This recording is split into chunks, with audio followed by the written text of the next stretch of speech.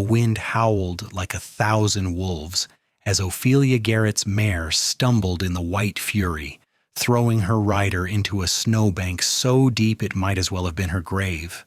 The winter of 1878 had come to southern New Mexico territory with unusual violence, and the blizzard that swept down from the mountains showed no mercy to anyone caught in its path. Ophelia had been foolish to venture so far from Stein's Pass, but desperation makes fools of even the wisest souls, and she had needed to reach the neighboring ranch before the storm hit to deliver urgent news about the cattle rustlers spotted near their property line. Now she lay motionless in the snow, her dark hair spreading like ink across the white canvas, unconscious from the impact of her fall.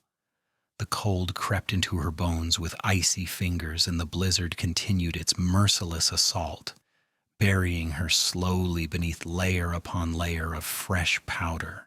Her mare, panicked and disoriented, had already vanished into the white void, leaving no trail that could be followed. Time passed with cruel indifference as the storm raged on, and death seemed to hover nearby, patient and certain. Zachary Kincaid had been tracking a missing calf when the blizzard struck with full force. He was a tall man of 26 years, hardened by life on the range, but not yet broken by it, with dark eyes that missed little and hands capable of both gentleness and strength. His instincts told him to turn back immediately to seek shelter in the line cabin he knew was only a mile east, but something made him pause. Perhaps it was the faint glimpse of dark fabric against the snow, or perhaps it was simply the hand of fate that guided his gaze to the small mound that did not quite match the natural contours of the landscape. He urged his horse forward, squinting against the wind and ice that pelted his face like tiny knives. When he reached the spot and dismounted, his heart nearly stopped. A woman lay buried to her waist in snow, her face pale as death itself, her lips turning blue. He dropped to his knees beside her and pressed his fingers to her throat, searching desperately for a pulse.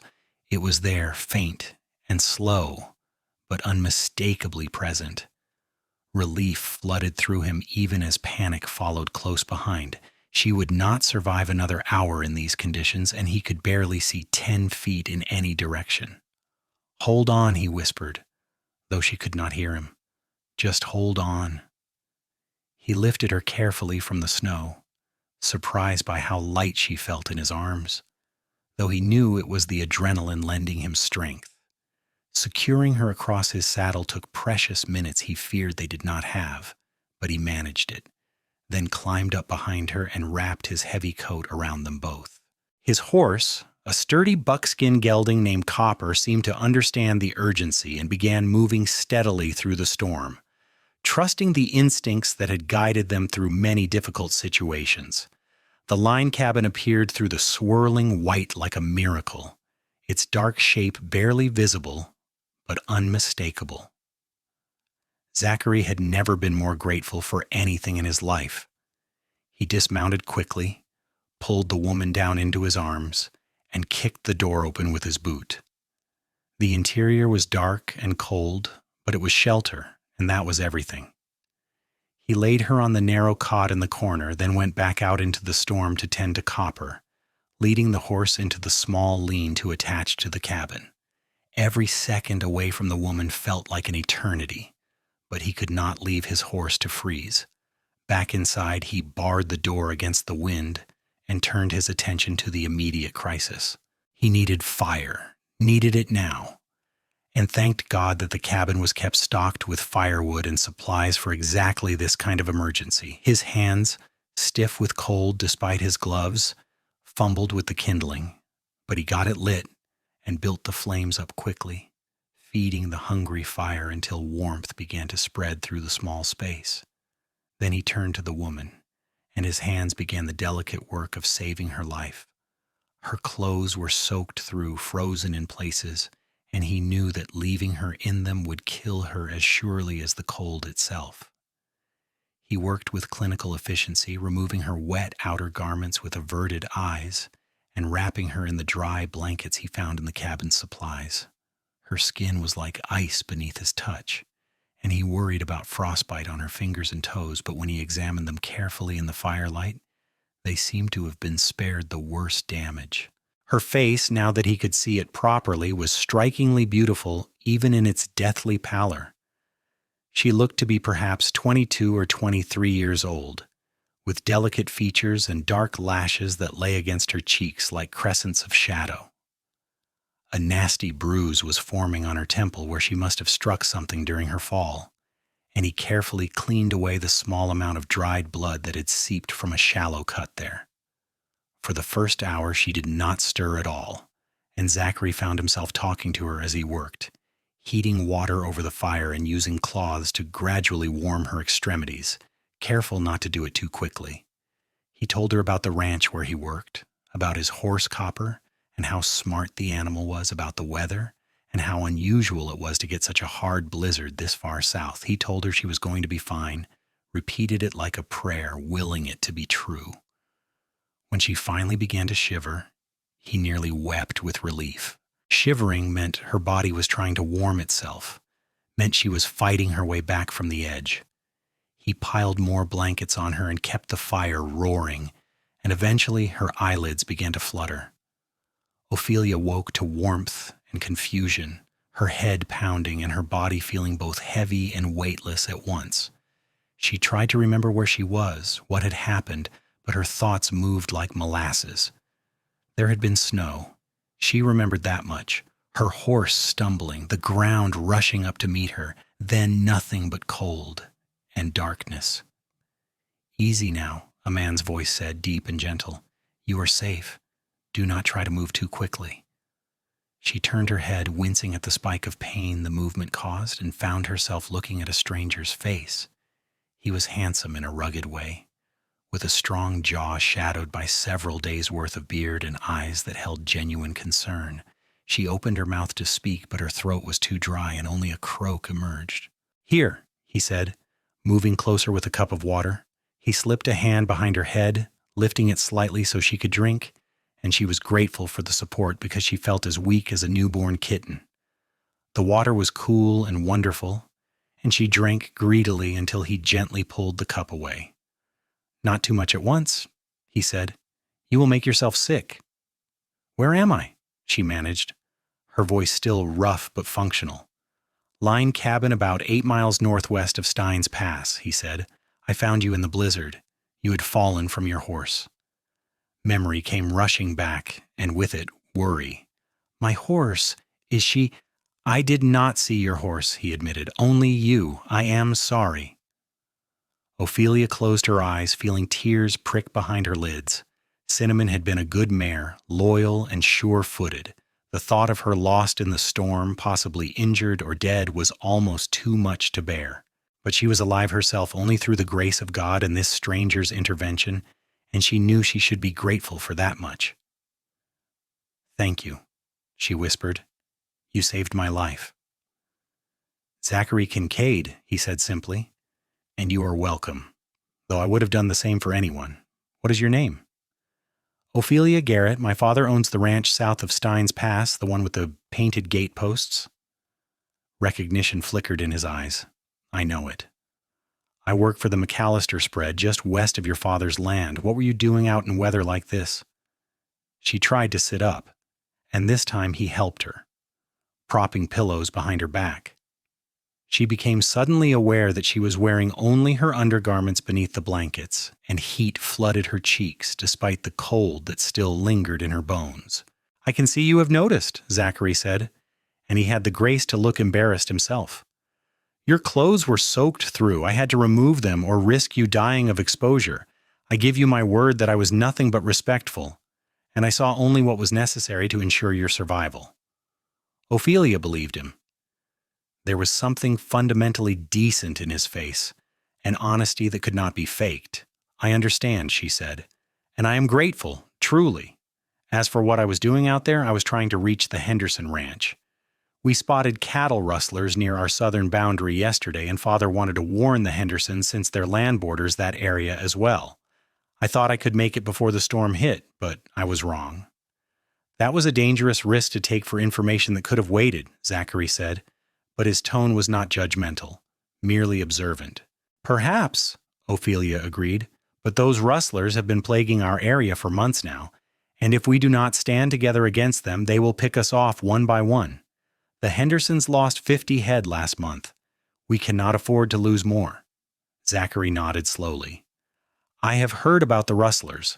My boss has been talking about organizing a group to track them down, but so far they have been ghosts. No one can seem to catch them in the act. They are clever, Ophelia said. Or at least their leader is.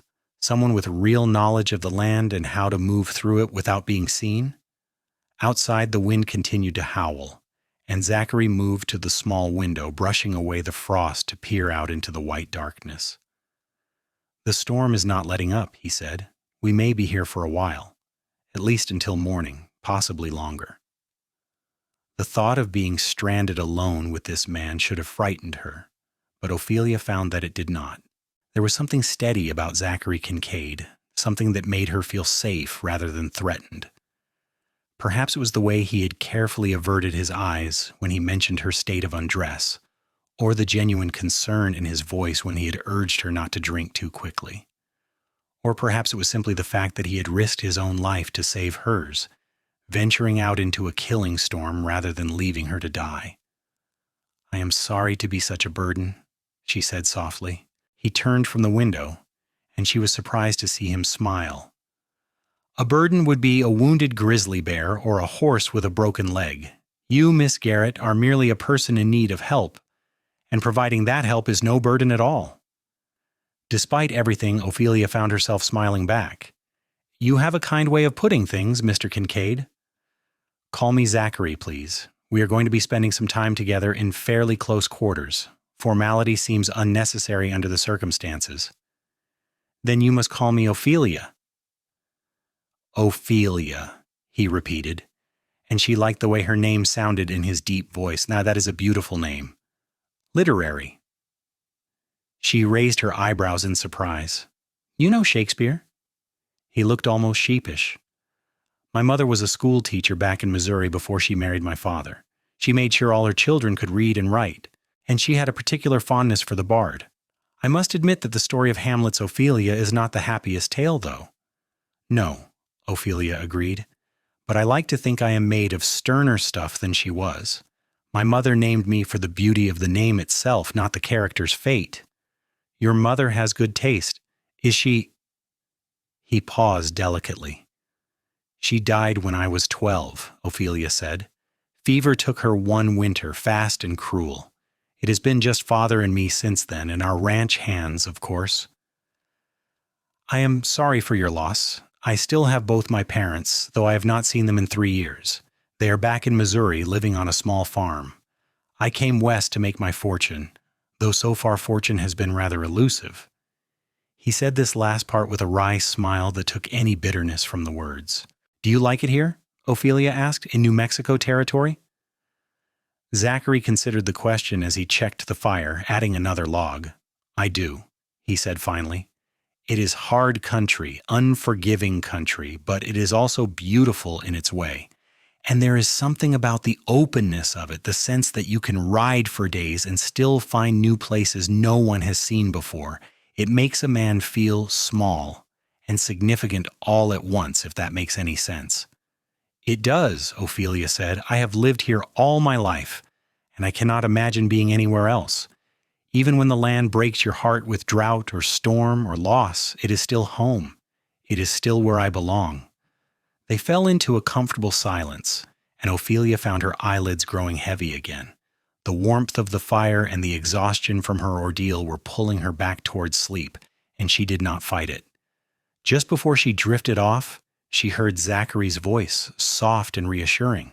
Rest now, Ophelia. I will keep watch. When she woke again, it was to the smell of coffee and something cooking. The light coming through the cabin's small window was gray and dim, but it was daylight, which meant she had slept through the night. She sat up carefully, relieved to find that her head ached less and her body felt more solid, more present in itself. Her clothes were draped over a chair near the fire, steam rising from them in lazy curls. Zachary stood at the small stove, his back to her, doing something with a pan and the cabin's meager supplies. He must have heard her stir because he glanced over his shoulder and offered her a smile. "Good morning. How are you feeling?" "Much better," she said honestly. "Weak still, but better." "That is to be expected. You gave yourself quite a scare yesterday." He gestured to her clothes. "They are nearly dry. I can turn my back while you dress if you are feeling up to it." Ophelia appreciated his continued thoughtfulness. "Thank you. Yes, I think I can manage." True to his word, Zachary turned to face the wall, and Ophelia slipped from beneath the blankets, moving slowly on legs that felt uncertain beneath her. She dressed quickly, her fingers clumsy with the buttons and laces, but she managed it. Her clothes were warm from the fire and only slightly damp in places, a vast improvement from the soaked, frozen state they had been in before. "You can turn around now," she said, and when he did, she saw approval in his eyes. "You look much better. Come, sit down and eat something. It is nothing fancy, just beans and hardtack softened in the bean juice, but it will give you strength." The food was indeed simple, but it tasted wonderful to Ophelia's empty stomach, and she ate with an appetite that surprised her. Zachary had coffee as well, strong and black and bitter, and she drank it gratefully despite not usually caring for coffee. "The storm has passed," Zachary said as they ate. "I checked on Copper this morning and he is doing fine. When you are ready, we can ride back to civilization. I will take you to your father's ranch first so he knows you are safe. He must be worried sick about you." Guilt washed over Ophelia. She had been so caught up in her own situation that she had not fully considered what her father must be going through. He would have expected her back yesterday evening, and when she did not arrive, he would have known something was wrong. But the storm would have prevented him from searching for her, would have forced him to simply wait and wonder and fear the worst. "He will be beside himself," she said softly. "He has already lost my mother. The thought of losing me too." Her voice broke, and she could not finish the sentence. Zachary reached across the small table and covered her hand with his own. The gesture was brief, lasting only a moment, but it steadied her nonetheless. "We will get you home," he said firmly. "Today. And your father will see that you are safe, and all will be well." They set out an hour later after Zachary had made sure the cabin was secure and the fire properly extinguished. Ophelia rode in front of him on Copper, his arms around her to hold the reins, and she tried not to think too much about how aware she was of his presence, his warmth, the steady beat of his heart against her back. The landscape was transformed by the snow, familiar landmarks rendered strange and beautiful beneath their white covering. The sun was trying to break through the clouds, sending shafts of pale light across the frozen world. They rode in silence for a time, and then Zachary said quietly, "You were very brave yesterday. Foolish perhaps, but brave. Not many women would have attempted that ride alone." "I am a rancher's daughter," Ophelia said. "I have been riding since before I could walk, and I have been helping run our ranch since Mother died. Bravery has nothing to do with it. It is simply what needs to be done."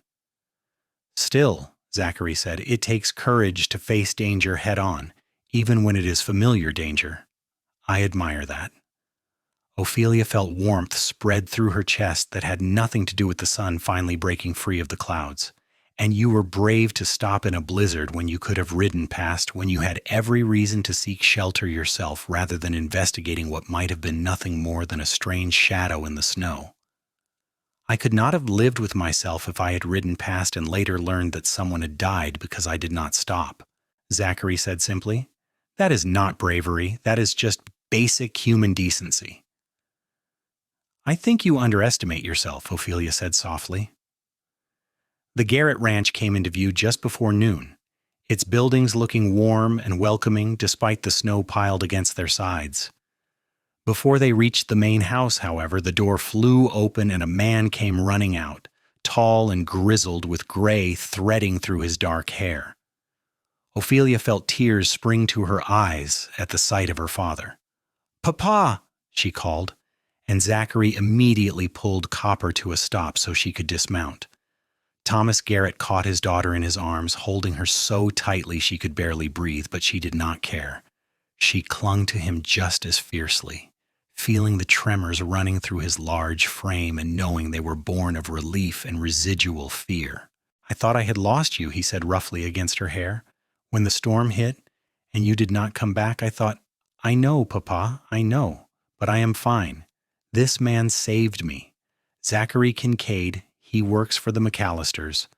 Thomas Garrett pulled back and turned his attention to Zachary, who had dismounted and stood holding Copper's reins, looking slightly uncomfortable with the emotional display.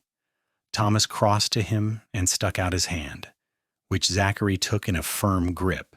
"You brought my daughter back to me," Thomas said, his voice thick with emotion. "I owe you a debt I can never repay, Mr. Kincaid." "You owe me nothing, sir," Zachary said. "I did what anyone would have done." "No," Thomas said firmly. "Not anyone would have ventured out in that storm. Not anyone would have known what to do to save someone from freezing to death. You did, and my Ophelia is alive because of it. That is not nothing, son. That is everything." Zachary looked embarrassed, but pleased, and Ophelia found herself studying him in the clear light of day, seeing details she had missed in the cabin's dim interior. He had a small scar above his left eyebrow, and laugh lines around his eyes despite his young age. His hands were work-roughened but gentle, and there was a quiet strength in the way he held himself, a confidence that came from competence rather than arrogance. "Come inside, Dury," Thomas said, clapping Zachary on the shoulder. "Both of you. You must be frozen and hungry, and I want to hear the whole story. We will take care of your horse as well. Miguel," he called, and a young ranch hand came running from the barn. "Take Mr. Kincaid's horse. See that he gets a good rub-down and some grain." Inside the house, warmth and familiar surroundings embraced Ophelia like a hug. The ranch house was modest but comfortable, built with thick adobe walls that kept out the worst of the heat in summer and the cold in winter. Her father led them to the kitchen, where the housekeeper, Mrs. Chen, immediately began fussing over Ophelia, checking her for injuries and scolding her for taking such a foolish risk even as tears streamed down her weathered cheeks. Over hot soup and fresh bread, Ophelia and Zachary told the story of the previous day's events. Thomas listened intently, his face growing pale when they described how close Ophelia had come to death, then brightening again as Zachary explained his actions in the line cabin. When they finished, Thomas sat back in his chair and looked at Zachary with an expression Ophelia could not quite read. "You have medical knowledge," Thomas said. It was not a question. "Some," Zachary admitted. "My mother taught me basic care, and I have patched up enough men and animals on the ranch to have learned a thing or two about keeping bodies functional. Nothing fancy, just practical knowledge." "That practical knowledge saved my daughter's life," Thomas said. He was quiet for a moment, and then seemed to come to a decision. "Mr. Kincaid, I know you work for the McAllisters, and they are good people who likely treat you well. But if you ever find yourself looking for a change, I would be honored to have you working here at the Garrett Ranch. A man who can be trusted in a crisis, who has the skills and courage you demonstrated yesterday, is worth his weight in gold to an operation like this." Zachary looked surprised and thoughtful. "That is a generous offer, Mr. Garrett. I will certainly keep it in mind. The McAllisters have been good to me, but a man always likes to know he has options." "The offer stands," Thomas said. "Anytime." After the meal, Zachary prepared to leave, needing to get back to the McAllister ranch and explain his absence. Ophelia walked him out to where Miguel had brought Copper around, now clean and refreshed and ready for the ride home. "Thank you again," Ophelia said, looking up at Zachary as he prepared to mount. "For everything." "It was my privilege," Zachary said, and the way he looked at her made her breath catch slightly in her throat. There was something in his eyes, a warmth that went beyond simple kindness. "I am very glad I found you, Ophelia. I am very glad you are alive and well." "So am I," she said softly. He mounted smoothly, settling into the saddle and gathering the reins. "Perhaps I will see you again sometime. Stein's Pass is not so large that we are likely to avoid each other forever." "I would like that," Ophelia said, and meant it with an intensity that surprised her. "I would like that very much." He smiled, touched the brim of his hat in farewell, and rode off across the snow-covered land. Ophelia stood watching until he was just a speck in the distance, one hand raised in a wave she did not know if he could see. When she finally turned to go back inside, she found her father standing in the doorway, watching her with knowing eyes. "He is a good man," Thomas said simply. "Yes," Ophelia agreed. "He is." The next 2 weeks passed slowly for Ophelia. She recovered fully from her ordeal, the bruise on her temple fading to yellow-green before disappearing entirely, her strength returning until she could work alongside the ranch hands as she always had. But she found her thoughts returning again and again to Zachary Kincaid, to the way he had taken care of her with such gentle competence, to his deep voice in the darkness telling her she would be fine, to the feel of his arms around her as they rode back to her father's ranch. She told herself she was being foolish, that she had spent mere hours with the man, and could not possibly feel anything genuine for him based on such brief acquaintance. But her heart did not seem to care about logic. It knew what it wanted, and what it wanted was to see Zachary Kincaid again. The opportunity came on a Saturday evening when her father announced they would be going into Steins Pass for supplies and to attend the monthly community gathering at the church. Ophelia's pulse quickened at the news, though she tried to keep her expression neutral. The gathering was attended by people from all the ranches in the area, which meant there was a good chance Zachary would be there. She took more care than usual with her appearance that evening, wearing her best dress, a deep green that her mother had once said brought out the color of her eyes, and pinning her hair up in a style that was both practical and pretty. When she came downstairs, her father gave her a long look but said nothing, though she saw the corner of his mouth twitch in what might have been a smile. The church in Steins Pass was a simple adobe structure with a cross mounted above its heavy wooden door. Inside, someone had set up long tables for food, and people milled about talking and laughing and sharing news from their various corners of the territory. Ophelia scanned the crowd, trying not to be too obvious about it, and felt her heart leap when she spotted Zachary near the back of the room talking with a group of men she recognized as McAllister ranch hands. As if sensing her gaze, he looked up, and their eyes met across the crowded room.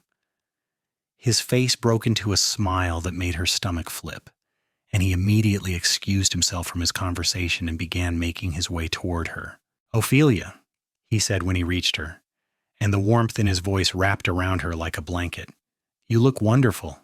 Completely recovered, I see." "Thanks to you," she said. "How have you been, Zachary?"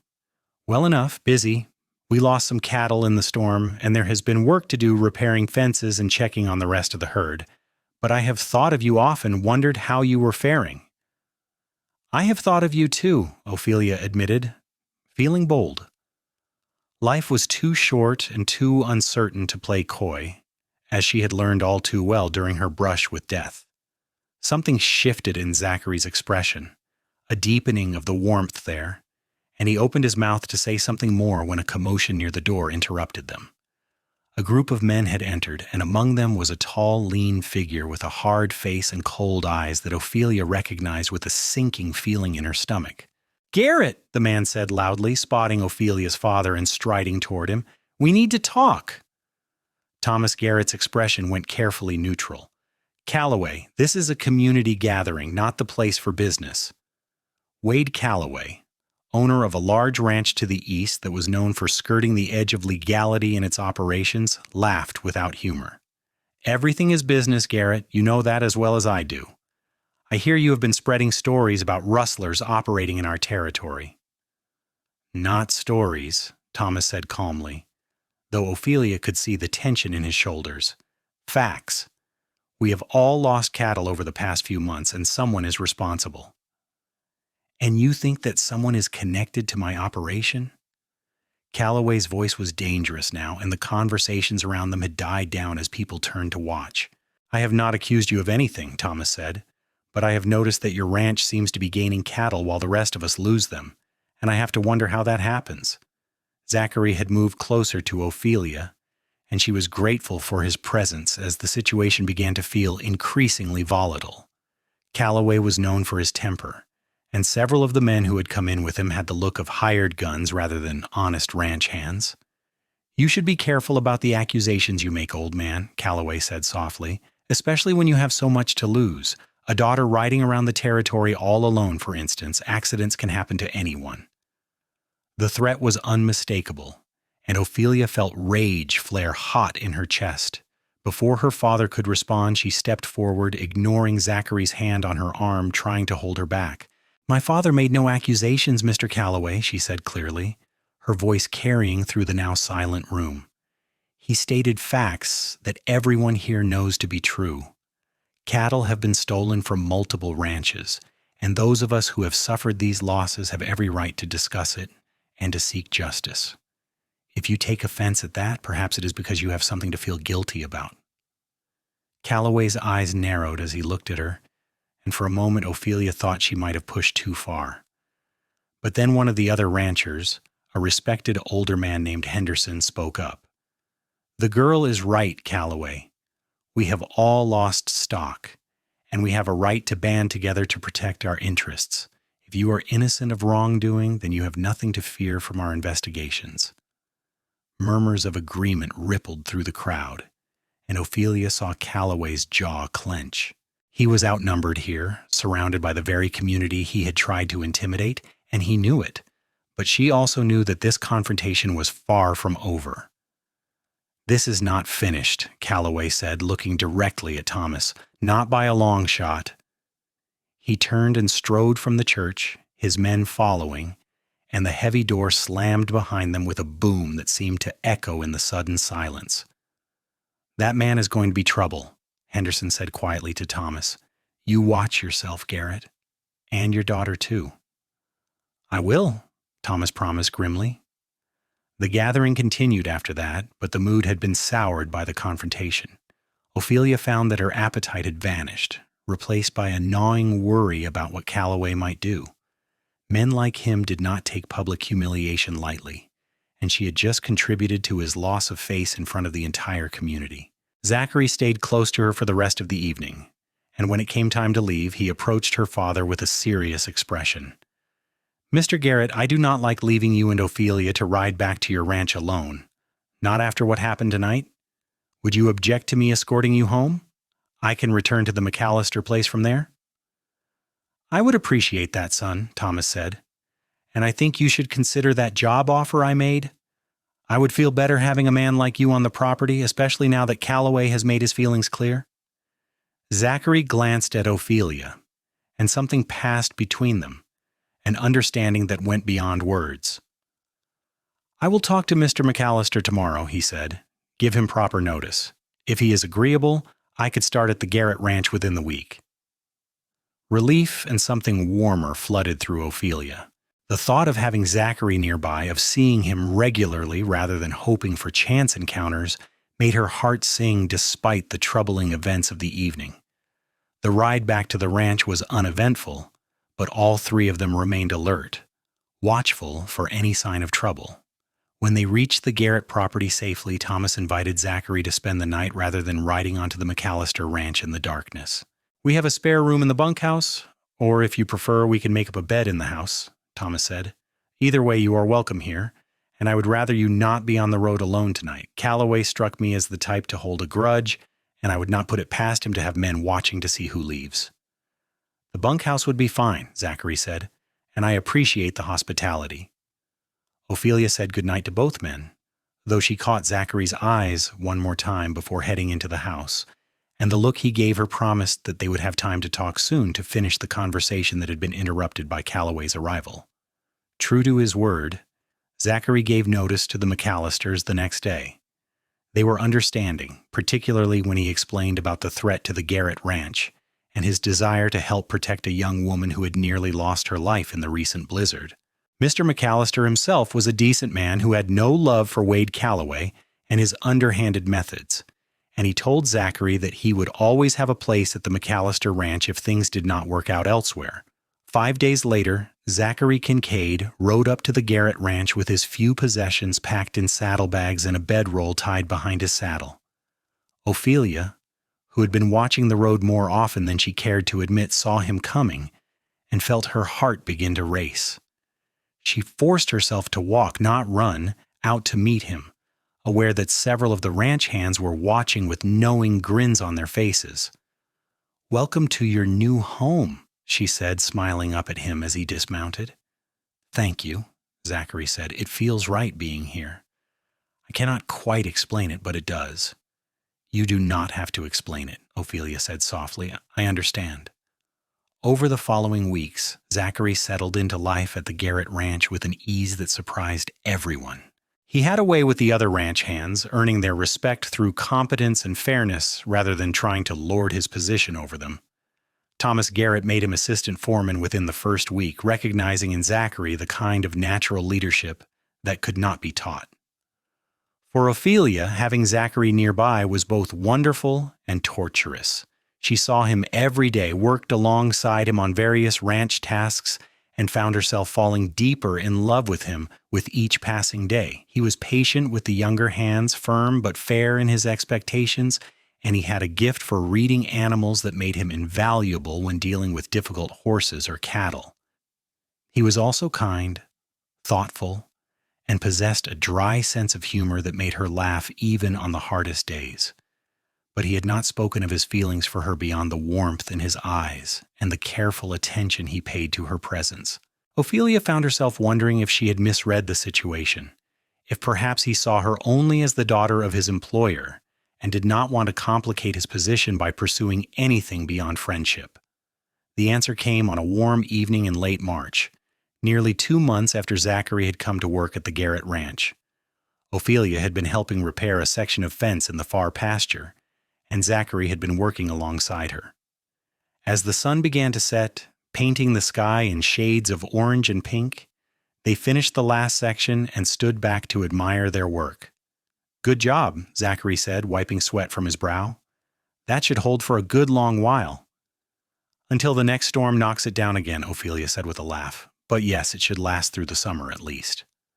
They began walking back toward the ranch buildings, leading their horses, and Zachary was quiet for so long that Ophelia began to wonder if something was wrong. Finally, he stopped and turned to face her, his expression serious. "Ophelia, I need to tell you something, and I hope you will forgive me if I'm overstepping, but I cannot keep silent any longer." Her heart began to pound. "What is it?" "I have feelings for you," he said simply. "Strong feelings. I have had them since that night in the line cabin when I sat watching over you, praying you would wake up, and I realized that the thought of a world without you in it was unbearable. I know I am just a ranch hand, and you are the owner's daughter, and I have no right to presume anything. But I also know that life is uncertain and short, and if I do not tell you how I feel, I will regret it for the rest of my days." Ophelia felt tears spring to her eyes, but they were tears of joy, not sadness. "You are not overstepping," she said, her voice thick with emotion, "and you are not just a ranch hand. Zachary Kincaid, you are the man who saved my life. You are the man who makes me laugh and makes me feel safe and makes me want to be a better version of myself. You are the man I have been falling in love with since the moment I woke up in that cabin and saw your face." For a moment, Zachary simply stared at her as if he could not quite believe what he was hearing.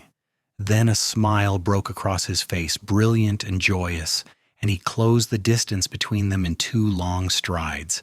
His hands came up to cup her face, gentle despite their roughness, and he looked into her eyes with an expression of such tenderness that it made her breath catch. "May I kiss you?" he asked softly. "Please," she whispered. His lips met hers in a kiss that was everything she had dreamed of and more, gentle and passionate and full of promise. She melted into him, her arms coming up to wrap around his neck, and for a long moment nothing else existed but the two of them and the feeling of coming home. When they finally pulled apart, both breathless, Zachary rested his forehead against hers and laughed softly. "I have been wanting to do that for so long." "So have I," Ophelia admitted. "I was beginning to think you did not feel the same way." "Not feel the same way?" Zachary pulled back enough to look at her with mock incredulity. "Woman, I have been doing everything short of writing it in the sky. I moved ranches to be near you. I volunteered for every task that might put me in your vicinity.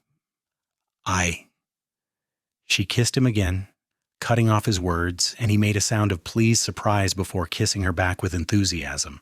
They walked back to the ranch hand in hand, and when they entered the yard, they found Thomas Garrett sitting on the porch, clearly waiting for them.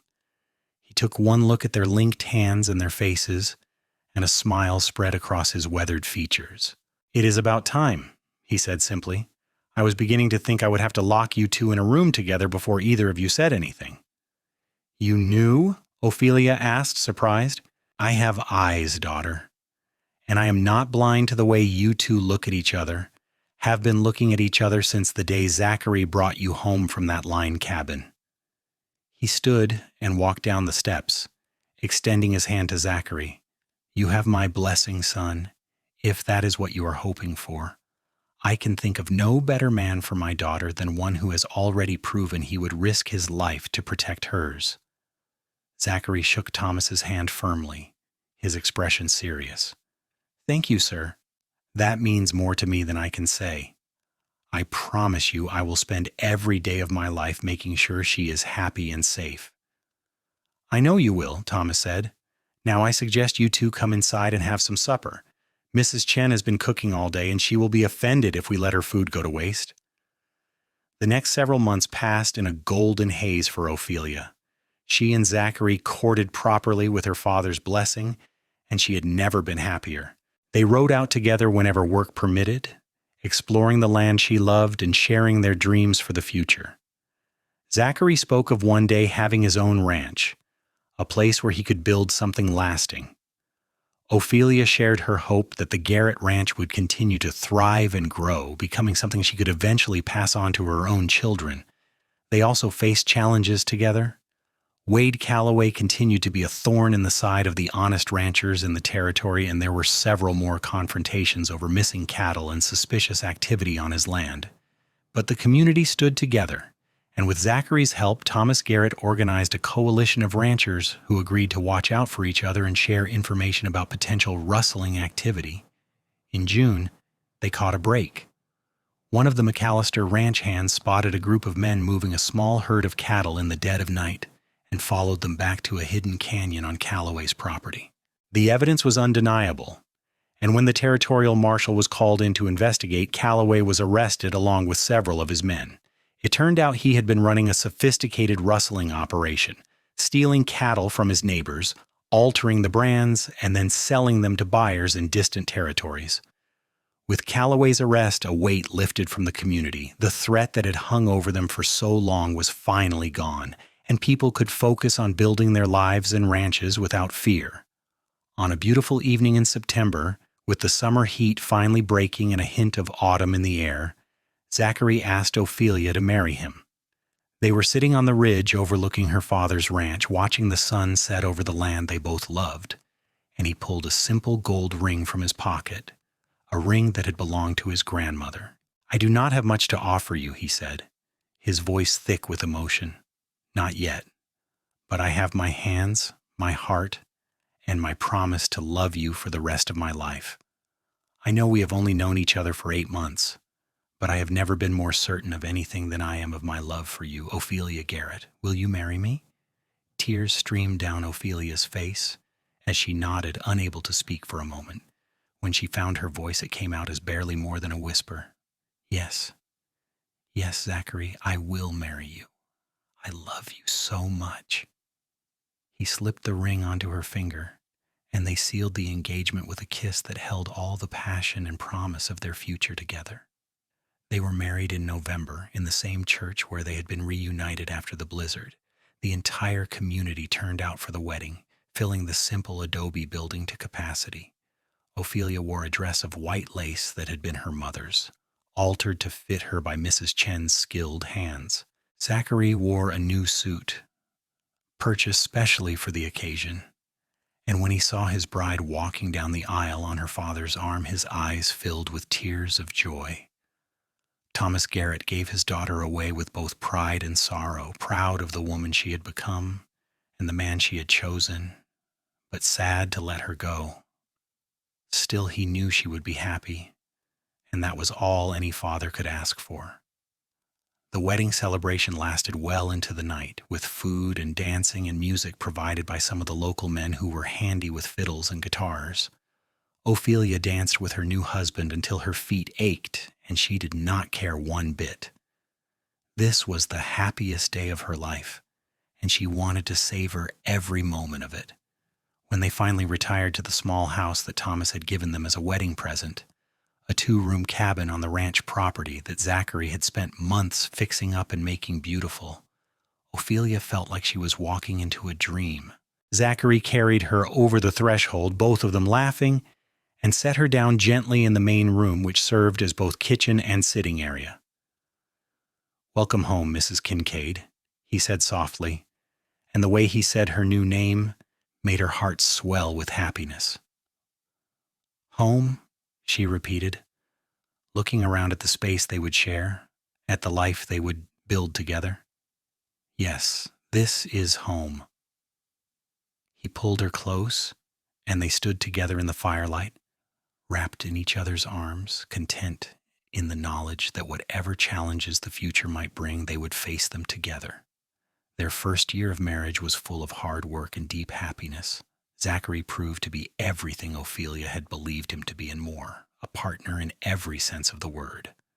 They worked side by side on the ranch, and Thomas came to rely on Zachary more and more, eventually making him full foreman when the previous foreman decided to retire and move back east to be with his family. In the spring of their first year together, Ophelia discovered she was pregnant. The news filled both her and Zachary with joy and a touch of fear, remembering how her own mother had died and knowing that childbirth was always a risk. But the local doctor, a competent woman named Dr. Sarah Mitchell, who had come to Steins Pass a year earlier, assured them that Ophelia was young and healthy and had every reason to expect a smooth pregnancy and delivery. Zachary became even more protective than usual, insisting that Ophelia rest more and work less, though she protested that she was pregnant, not ill. They compromised, with Ophelia agreeing to avoid the heaviest physical labor while still remaining active and involved in the ranch's daily operations. As summer approached and Ophelia's belly swelled with their growing child, they spent long evenings sitting on the porch of their little house, talking about the future and making plans. Zachary spoke of his dreams of expanding the ranch, of perhaps purchasing some of the land adjacent to the Garrett property when it became available. Ophelia shared her hopes that their child and any siblings who might follow would grow up loving this land as much as she did, learning to ride and rope and work cattle while also getting a good education and understanding the wider world. In late August, during a particularly hot afternoon, Ophelia's labor began. Zachary, who had delivered calves and foals and even helped with human births in emergencies, found himself nearly paralyzed with fear when it was his own wife in pain. He sent one of the hands racing for Dr. Mitchell, while Thomas and Mrs. Chen stayed with Ophelia, offering comfort and support. The labor was long and difficult, lasting through the night and into the next morning. Zachary paced outside the room wearing a path in the floor, praying more fervently than he had since that night in the lined cabin when he had first found Ophelia. When he heard the baby's cry, strong and lusty, he nearly fell to his knees with relief. Dr. Mitchell emerged a few minutes later, smiling tiredly. "You have a son, Mr. Kincaid, a big, healthy boy, and your wife is doing well, though she's exhausted. You can go in now." Zachary entered the room on shaking legs and found Ophelia propped up against pillows, looking pale and tired but radiantly happy. In her arms was a tiny bundle wrapped in soft blankets, and when she looked up at him, her smile was like the sun breaking through clouds. "Come meet your son," she said softly. Zachary approached the bed as if walking on sacred ground and looked down at the infant in his wife's arms. The baby had a shock of dark hair and a red, scrunched-up face, and Zachary had never seen anything more beautiful in his life. "He is perfect," Zachary whispered, reaching out to touch one tiny, perfect hand. The baby's fingers closed around his thumb with surprising strength, and Zachary felt something shift in his chest, felt his heart expand to make room for this new, overwhelming love. "What should we name him?" Ophelia asked. They had discussed names during the pregnancy but had not settled on anything definite. Now, looking at his son, Zachary knew exactly what felt right. "Thomas," he said, "after your father, if you agree. Thomas Zachary Kincaid."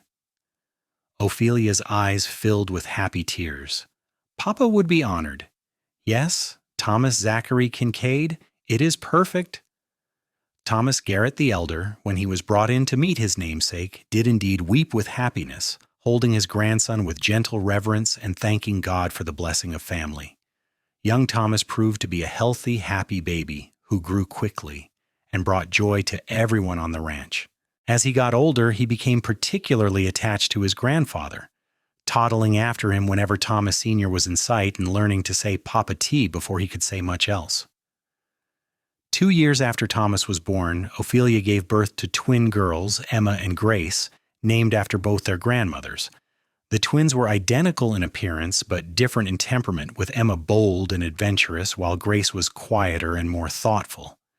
Zachary joked that between his son and his daughters he would have gray hair before he turned 40, but the love in his voice when he spoke of his children made it clear he would not trade a single moment of the chaos they brought into his life. The Garrett Ranch prospered under Zachary's management. He had a gift for breeding strong horses and cattle, and within 5 years of his marriage to Ophelia, the ranch had doubled in size and productivity. When Thomas Garrett Sr. passed away peacefully in his sleep at the age of 68, he did so knowing that his ranch and his daughter were in excellent hands. His death was hard on Ophelia, who had been close to her father all her life, but she took comfort in knowing that he had lived to see his grandchildren grow, had known the joy of watching the ranch thrive under his son-in-law's capable leadership. They buried him on a hill overlooking the property he had built from nothing, and Ophelia visited his grave often, bringing flowers and sharing news of the children and the ranch. As the years passed, the Kincaid family continued to grow. After the twins came another son, William, and then 3 years later, a surprise baby girl they named Hope.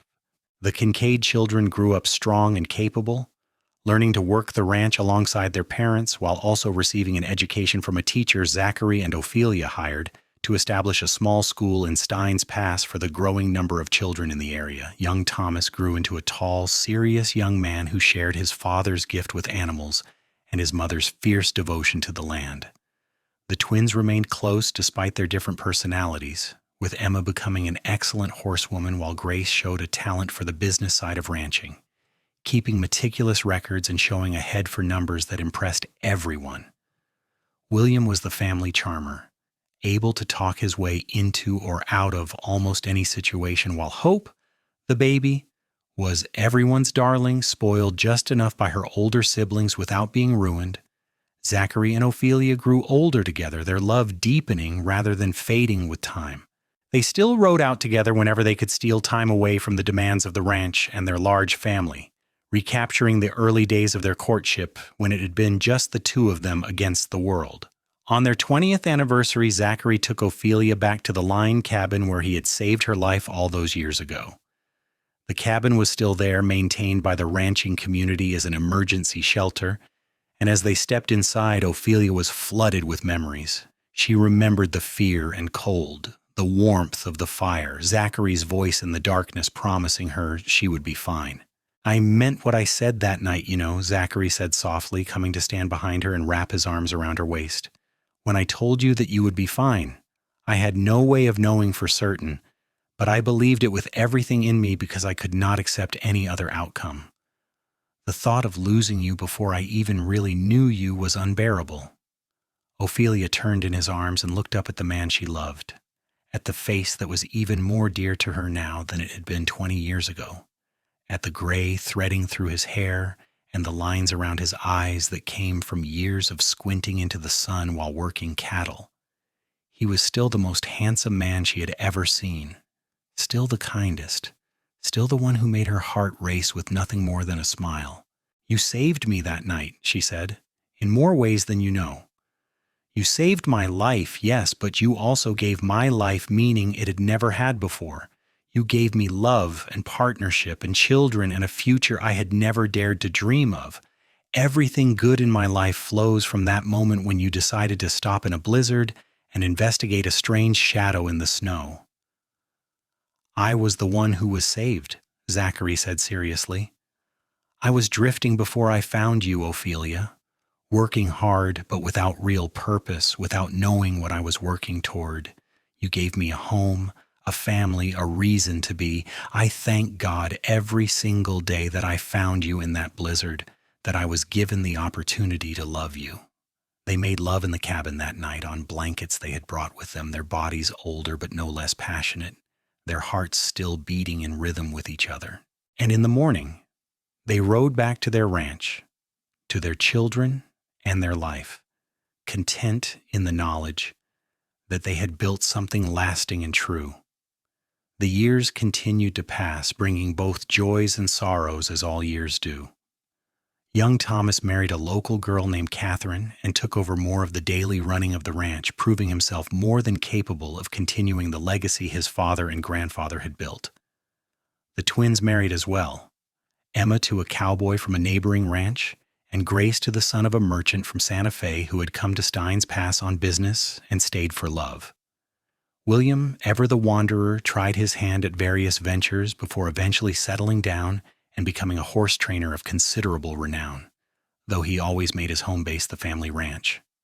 Hope, the baby of the family, proved to be perhaps the most surprising of all the Kincaid children. She developed a passion for medicine after helping doctor. Mitchell tended to an injured ranch hand and eventually went east to study, becoming one of the first female doctors trained at a major medical college.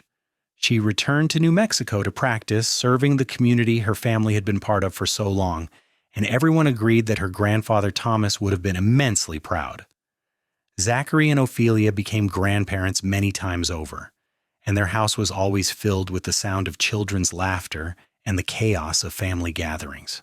On warm summer evenings, they would sit on their porch, watching the sun set over the land they loved, surrounded by children and grandchildren, and count themselves among the most blessed people on earth. When they were both in their 70s, Ophelia fell ill with pneumonia during a particularly harsh winter. Zachary tended to her with the same careful devotion he had shown that night in the line cabin so many decades before, and while she was very sick for several weeks, she eventually pulled through. The experience reminded them both that their time together, while rich and full, would not last forever, and they made a point of telling each other every single day how much they loved each other, how grateful they were for the life they had built together. They lived to see their great-grandchildren, to watch the ranch continue to grow and prosper under Thomas Jr.'s management, and later under his sons as well. The Garrett Kincaid Ranch became one of the most respected operations in New Mexico, known for the quality of its stock and the integrity of its owners. Zachary's reputation as a fair and honorable man spread throughout the territory, and when New Mexico finally achieved statehood in 1912, he was asked to serve in the new state legislature, though he declined, preferring to stay on the ranch with Ophelia. On a spring morning in 1918, Zachary Kincaid passed away peacefully in his sleep, his hand held in Ophelia's, surrounded by his children and grandchildren. He was 86 years old, had lived a long and full life, and had been loved deeply by everyone who knew him.